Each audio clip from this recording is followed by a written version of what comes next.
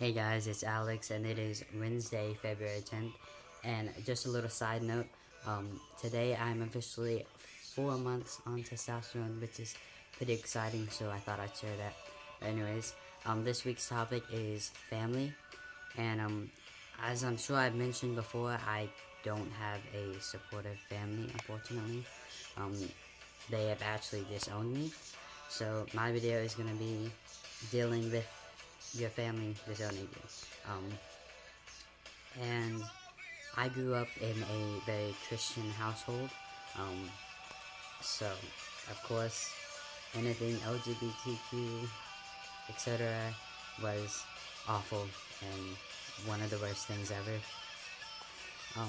And when my parents first found out that I was gay at first, they sent me to counseling, therapy, and I'm not gonna say for certain because I'm not sure, but I think that it was conversational therapy, and it was awful, and I just stopped going to those, and I got in a lot of trouble for it. My father beat me with the Bible one time, and then all of that didn't work. They shipped me off to my grandmother's, which is why I live in Georgia instead of North Carolina now. So I've had a pretty abusive childhood, mostly verbal, but I'm not gonna say there wasn't any physical abuse because there was. But whenever I was living with my grandmother, she was even worse, which is really bad since my parents are pretty bad.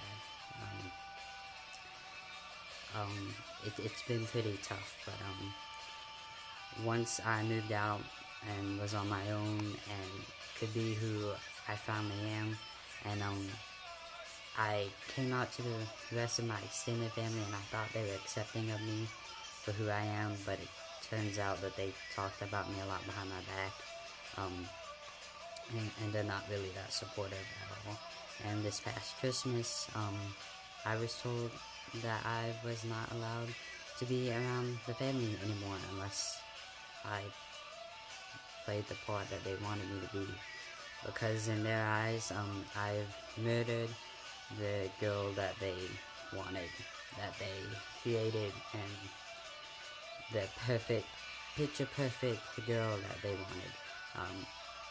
So I am one of the lowest of the low just because of that.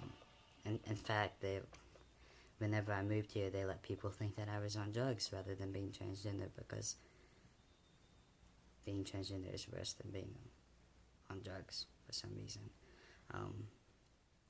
But even through all that, as I've gotten older, I've realized that family isn't blood. And of course, I already knew that because I'm adopted, so my family wasn't my blood anyways. But family isn't who your legal family is either.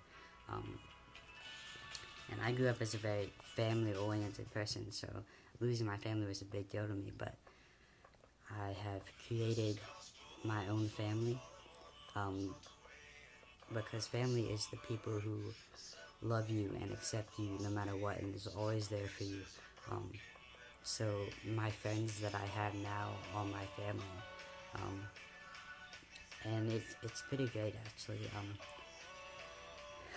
It's still hard losing my family that I grew up with, and I still get pretty upset over that sometimes, but that doesn't mean that I'm not going to have family, because I do have a family, and my family will continue to grow as I get older and build up more of a family.